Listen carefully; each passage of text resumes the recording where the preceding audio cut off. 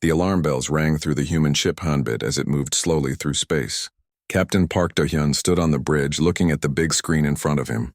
There, floating in the dark between stars, was a strange ship. It was broken and spinning slowly. "What do you think, Tae-ho?" the captain asked. Kim Tae-ho moved closer to look at the readings on his screen. He was the ship's expert on alien life forms. His job was to study any new creatures they might find in space. "The ship looks like it's made of some kind of crystal," he said. "I've never seen anything like it before." Lee Nari, who worked with communications, spoke up from her station. "I'm getting weak signals from inside. Someone is still alive in there." Captain Park nodded.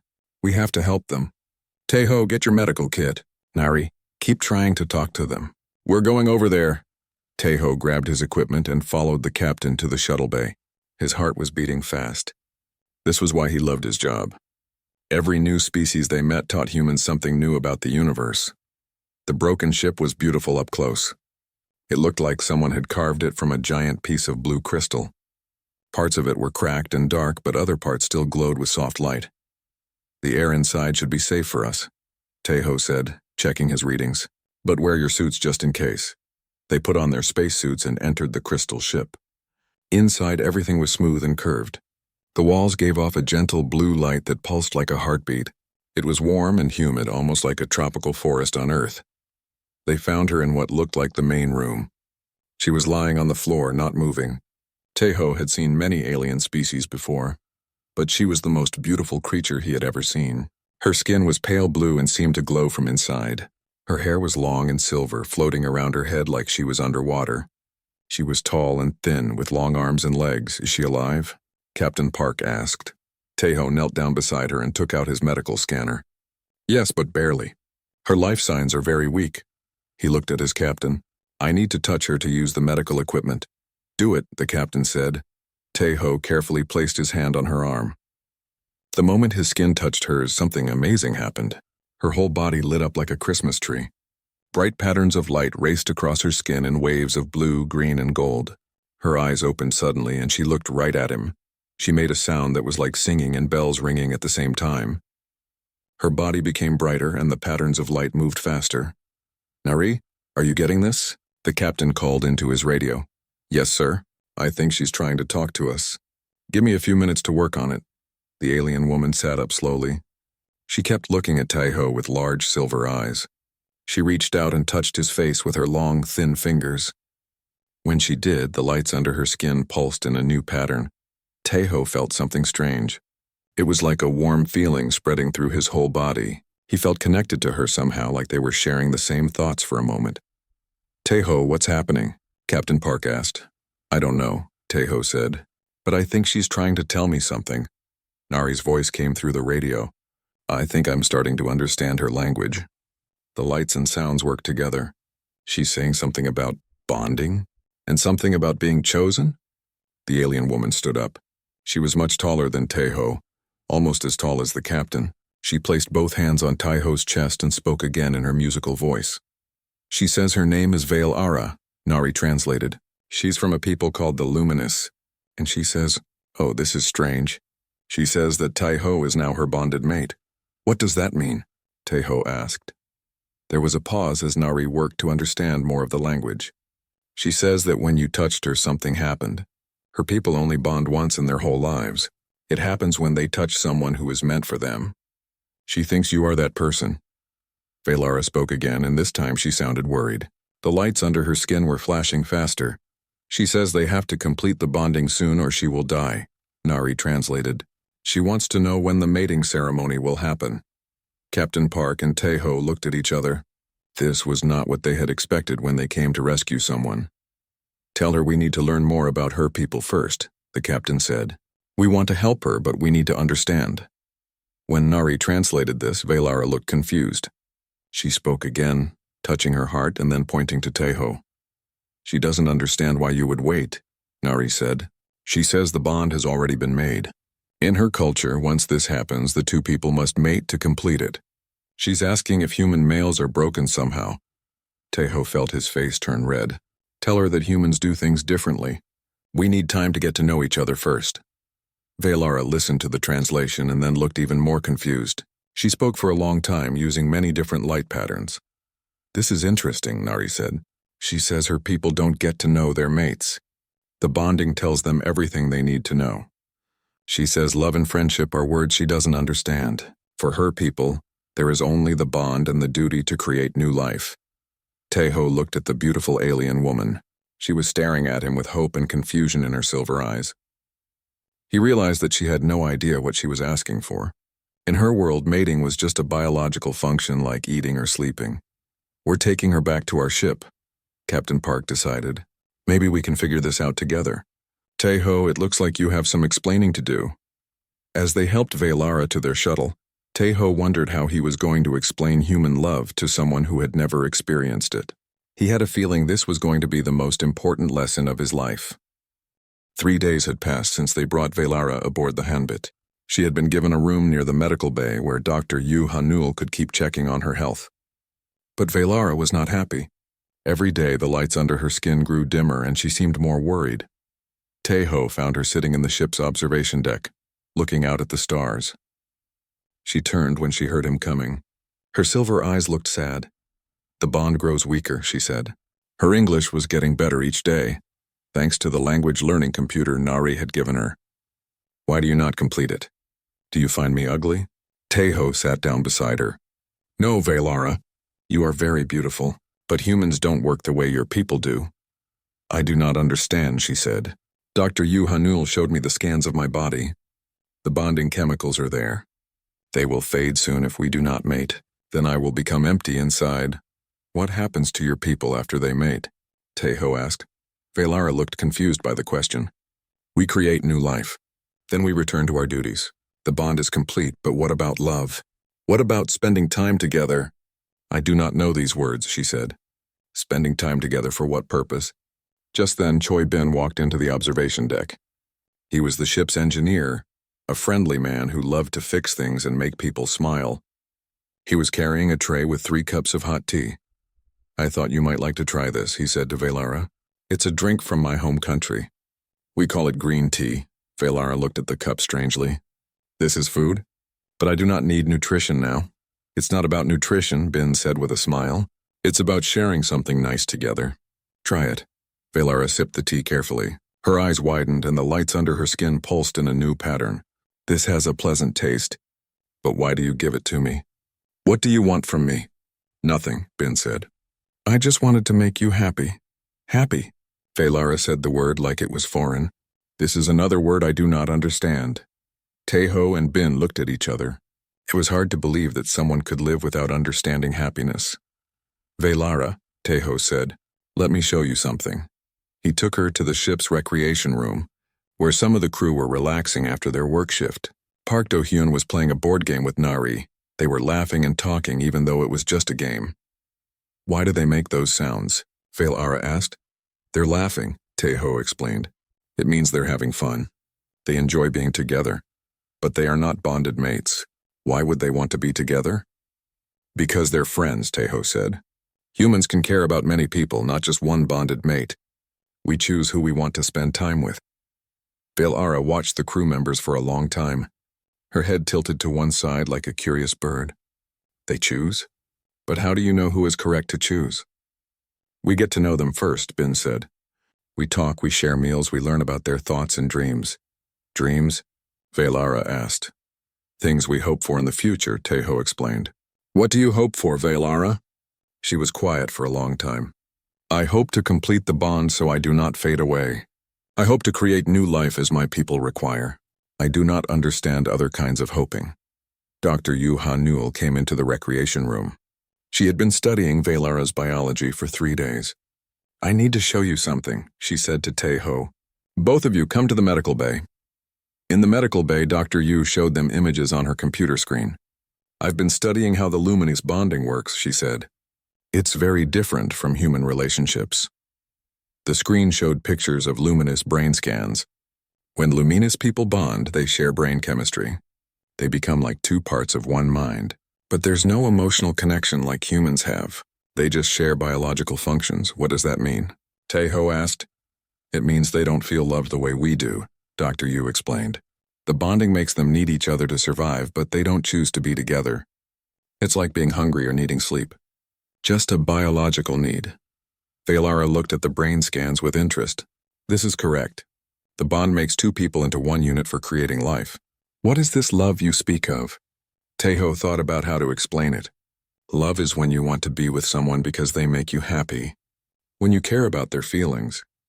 When you want to share your life with them by choice, not because you have to. But why would you choose difficulty? Valara asked. Bonding is simple. Two people complete their biological function and create new life. Your way sounds complicated. It is complicated, Ben said with a laugh. But that's what makes it wonderful. Watch this. He turned on the ship's entertainment system and played a recording of human music. It was a love song from Earth, with a man and woman singing about choosing to be together through good times and bad times. Valara listened with her whole body. The lights under her skin moved in slow, gentle waves. This is beautiful, she said, but I do not understand the words. Why would someone choose to stay with another person during bad times? Because when you really love someone, you want to help them when they're sad or scared, Tejo said. You want to share everything with them, not just the easy parts. And they choose to help you too, Ben added. Like how our crew works together. Captain Park doesn't have to be kind to us, but he chooses to be because he cares about us. Valara was quiet for a long time. She touched her chest where her heart was. I feel something strange when you say these things. The lights inside me move differently. Is this what you call emotion? Maybe, Tejo said gently. What does it feel like? Like I want to understand more. Like there is something beautiful I have never seen before. She looked at Tejo with her silver eyes. Is this why you will not complete the bond? Because you want me to feel this love first? I want you to have a choice, Tejo said.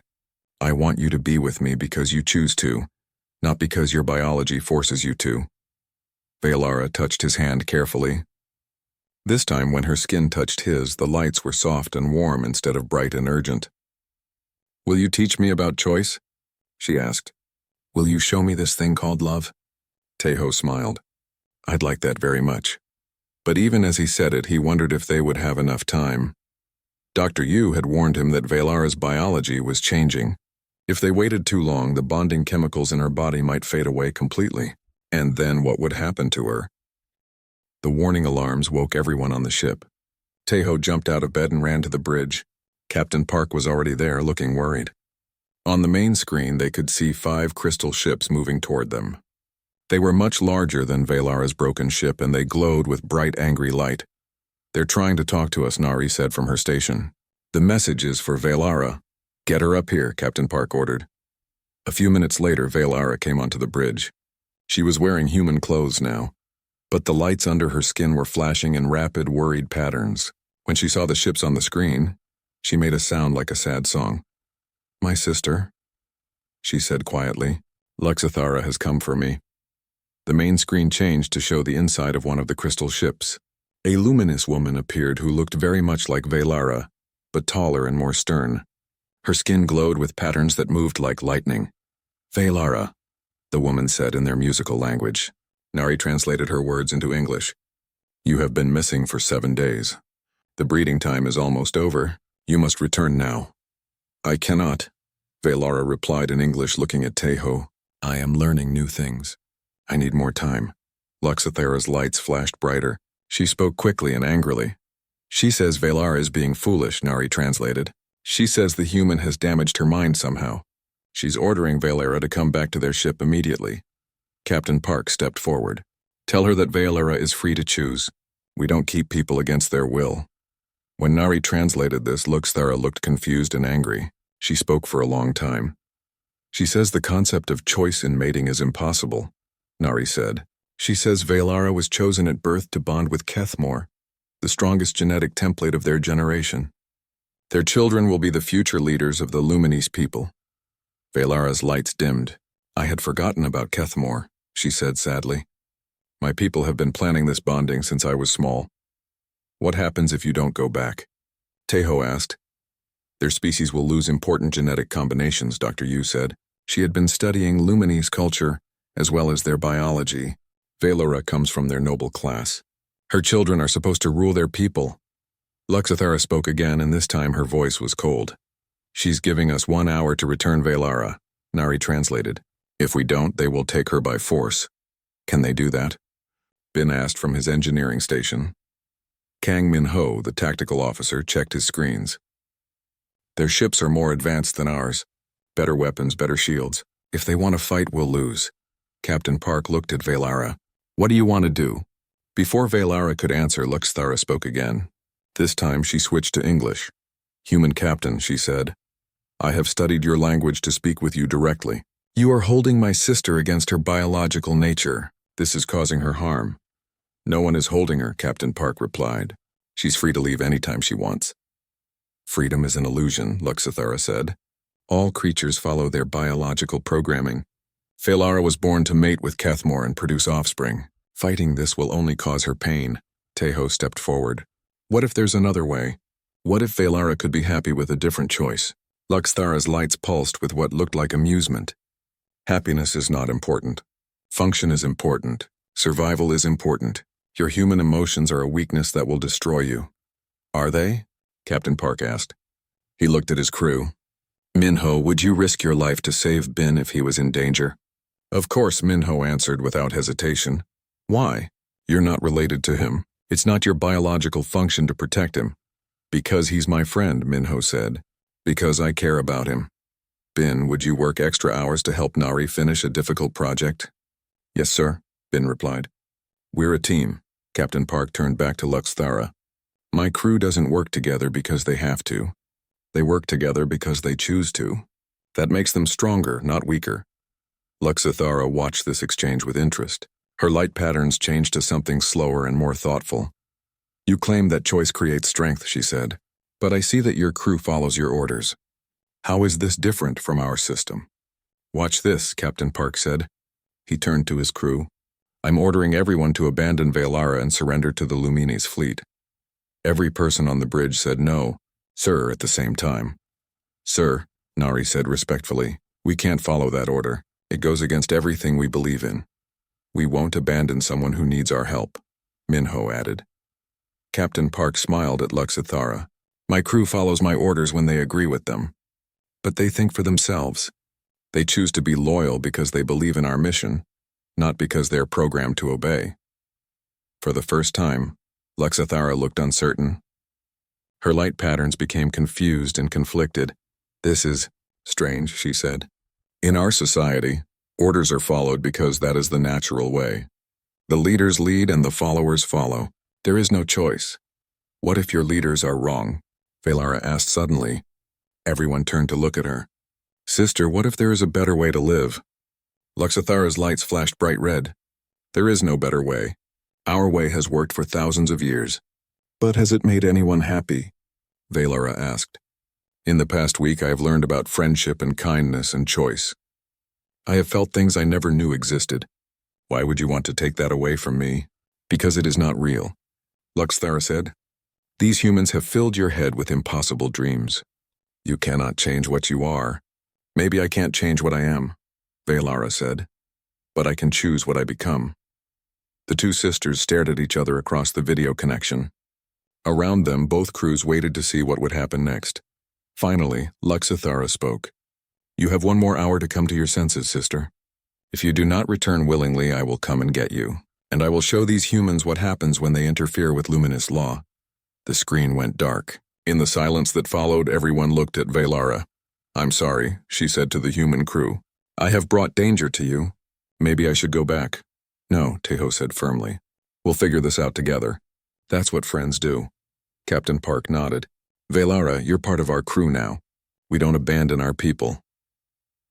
As the crew began preparing for whatever might come next, Velara felt something new growing inside her chest. It was warm and strong and beautiful. She didn't know the human word for it yet, but she was beginning to understand what they meant by love. The hour passed too quickly. When Luxthara's ships moved closer to the Hanbit, something unexpected happened. A new ship appeared on their screens. This one was different from the others. It was ancient-looking, carved from crystal that seemed to hold starlight inside it. New contact, Minho reported. It's much older than the other ships, but the energy readings are incredible. The communication system activated by itself. A voice spoke in the luminous language. but it was deeper and more musical than anything they had heard before.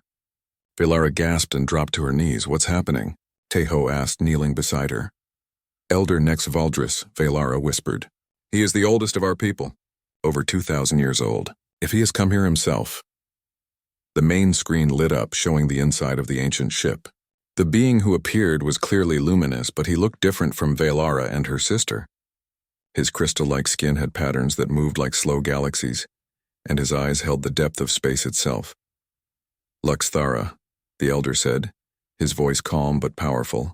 "You have requested my judgment on this matter. I have observed everything through the quantum link." Luxthara's ship appeared on a smaller screen. She bowed her head respectfully. "Elder, my sister has been corrupted by human ideas. She refuses to complete her biological function. And you, young Velara," the elder said, looking directly at her, "you claim to have found something greater than our ancient ways?" Velara stood up slowly. Tejo could see that she was scared, but she spoke bravely. "Elder, I have learned that there are different ways to bond with another being, ways that involve choice and happiness." Happiness, the elder repeated the word like he was tasting it. "An interesting concept. I have studied many species over my long life. Few have mastered this thing humans call happiness." Song Ji-woo, the ship's historian and cultural expert, stepped forward. "Elder Nexvaldris, may I speak?" The ancient being looked at her with curiosity. "You may." "I have studied the records of first contact between humans and other species," Ji-woo said. "We have faced this situation before. Other species have tested us to see if our way of bonding is truly superior to biological programming. What happened in those cases?" The elder asked. "Every time humans prove that chosen bonds are stronger than forced ones. Not because we're better, but because choice creates something that force cannot. It creates loyalty that survives anything." The elder was quiet for a long moment. "You make interesting claims, human scholar, but claims must be tested." He turned back to Velara. "I propose a test that will determine whether human bonding is truly superior to ours." "What kind of test?" Captain Park asked. "A test of sacrifice," the elder said. "If human love is real, then it must be willing to give up what it claims to want most.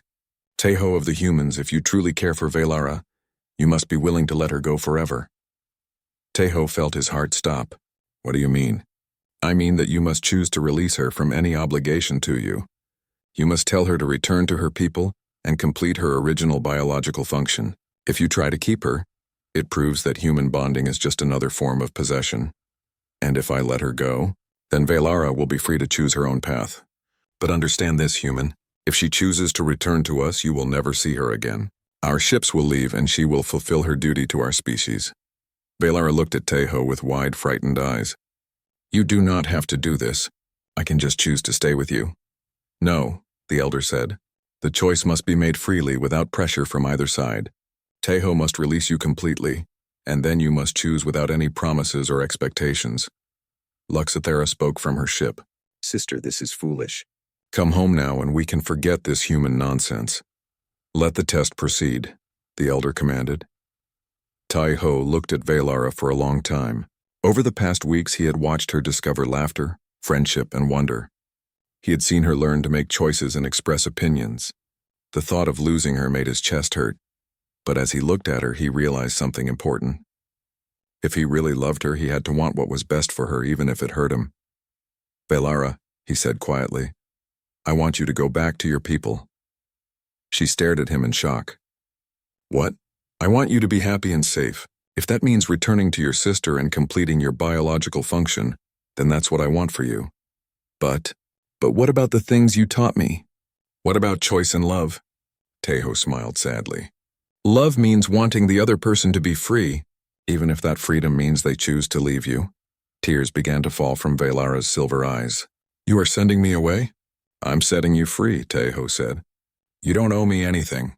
You don't have to stay because of the bond or because you feel grateful. I want you to choose what will make you truly happy." The elder watched this exchange with great interest. His light patterns had become very slow and thoughtful. "Fascinating," he said. "In all my years, I have never seen a bonded being willingly release their mate." "Tejo of the humans, you surprise me." Luxthara looked confused and angry. "Elder, this proves nothing. He is simply being manipulative. Humans are clever liars, are they? the elder asked. He turned to Captain Park. Captain, order your crew to prepare for departure. Leave Velara here with us. I won't do that, Captain Park said firmly. Why not? Your crewman has released her. You have no claim on her. Because she's part of our family now, Captain Park said. We don't abandon family even when they choose to leave us. If Velara wants to go with you, we'll be sad. But we'll respect her choice. But we won't just dump her and run away. Nari nodded. We'll miss her, but we want her to be happy. Even if her happiness means leaving you forever? The elder asked. Even then, Ben said. That's what love is. The elder's ancient eyes seemed to glow brighter. Remarkable. You would sacrifice your own happiness for hers with no guarantee of reward. That's not sacrifice, Jiwoo said. That's just love. For several long minutes, nobody spoke. Velara stood in the middle of the bridge, tears flowing down her face as she looked back and forth between the humans who had become her friends and the sister who represented everything she had known before. Finally, she spoke. Elder Nexavaldris, I have made my choice. Everyone held their breath, waiting to hear what she would say. Velara wiped the tears from her face and stood straight. Her lights pulsed in a pattern that was completely new. Not the urgent flashing of biological need, not the dim glow of sadness, but something steady and warm. I choose to stay with the humans, she said clearly, but not because of the original bond. That was just biology. I choose to stay because I want to learn more about love and friendship and choice. Luxthera's lights flashed angry red. Sister, you are making a terrible mistake. Maybe, Velara said, but it is my mistake to make. That is what choice means. Elder Nexvaldris was quiet for a long time. His ancient patterns moved like slow stars across his skin. Finally, he spoke. Velara, do you understand what you are giving up? The chance to lead our people? The genetic legacy of your bloodline? Elder, may I ask you something? Velara said. In your 2,000 years of life, have you ever been happy? The question seemed to surprise him. Happy? I have been satisfied, content. I have fulfilled my functions. But have you ever laughed? Have you ever had a friend who cared about you just because they wanted to? Have you ever chosen to do something just because it felt wonderful?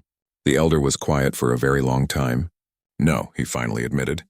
I have not experienced these things. Then how can you know if my choice is wrong? Velara asked gently. How can any of us know if there might be a better way to live? Luxthera spoke angrily. Because our way has worked for thousands of years. We are strong. We survive. But do we live? Velara asked.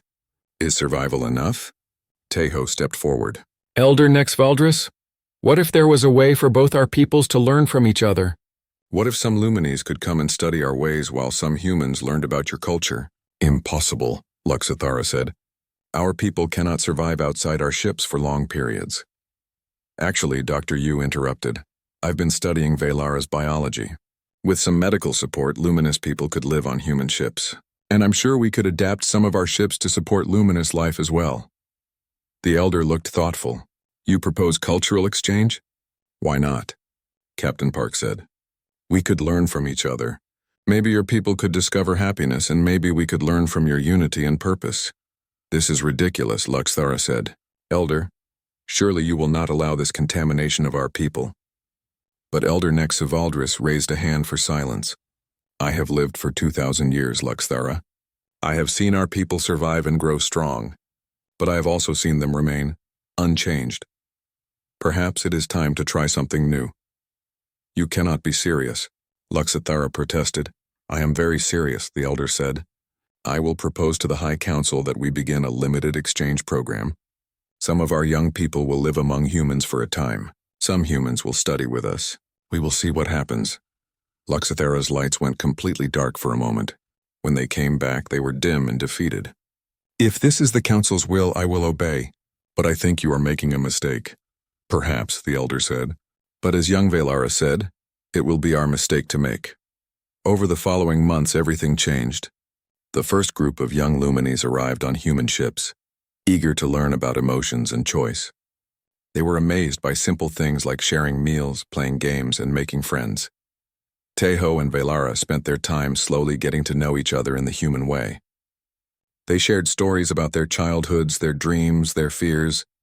They discovered that they both loved exploring new places and learning about different cultures. They found that they made each other laugh and that they wanted to comfort each other when sad things happened. "This is very strange," Valara said one day as they sat together in the observation deck. "When I was with my people, I thought the biological bond was the strongest connection possible. But this feeling I have for you now is much stronger." "That's because it's real," Tejo said. "It comes from who we are, not just from chemical reactions." "I understand now why you wanted me to choose," she said. "If you had just completed the original bond, I never would have discovered this." 6 months later, they had their wedding ceremony. It was unlike anything either species had seen before. They combined human traditions with new luminized customs based on choice rather than biological programming. Valara wore a dress that sparkled like starlight, and her skin glowed with patterns that spelled out love and choice in the ancient luminous language. Elder Nex Valdris himself performed the ceremony.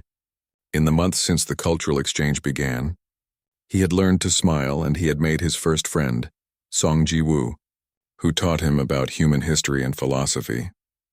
"Today," the elder said to the mixed crowd of humans and luminis, "we witness something new. Not a biological bonding, but a choosing of hearts. These two beings have decided to share their lives not because they must, but because they want to." As Tejo and Valara exchanged vows, promising to support each other's dreams and choices, the watching luminis glowed with patterns of wonder and joy. Some of them were crying, an emotion they had learned from humans. After the ceremony, there was a celebration with music, dancing, and shared stories. Young luminis learned human party games, while humans tried to create light patterns on special devices the luminis had made. Luxathera, who had eventually joined the exchange program herself, approached her sister. Her light patterns were softer now, more varied than they had been before. "I owe you an apology," she said. "I thought you were being foolish. But seeing you now, you glow brighter than I have ever seen any of our people glow. It's because I'm happy," Valara said, hugging her sister. "Really, truly happy." "Teach me," Luxathera said quietly. "Teach me how to be happy too." As the celebration continued, Captain Park stood with Elder Nex Valdris, watching their peoples mix and learn from each other. "You know," the captain said, "I think this is just the beginning. Word is spreading to other species about what we're doing here. Some are interested, others are concerned." "Let them be concerned," the elder said with his new smile. "Change is never easy, but some things are worth the difficulty." "Like love?" Captain Park asked. "Like choice," the elder replied. "The freedom to become more than what you were born to be." In the months that followed, the cultural exchange grew. Other alien species began to take notice of what was happening between humans and the luminis. Some wanted to learn about human concepts of freedom and happiness. Others saw it as a dangerous infection that threatened the natural order of the galaxy. But Tejo and Valara didn't worry about the larger politics. They were too busy building their life together day by day, choice by choice. They were planning to explore new worlds together, to have adventures, and maybe someday to raise children who would grow up understanding both cultures. As Valara often said, the future was no longer something that happened to them. It was something they were creating together, one choice at a time. And in the vast darkness of space, that little bit of freely chosen light was growing brighter every day.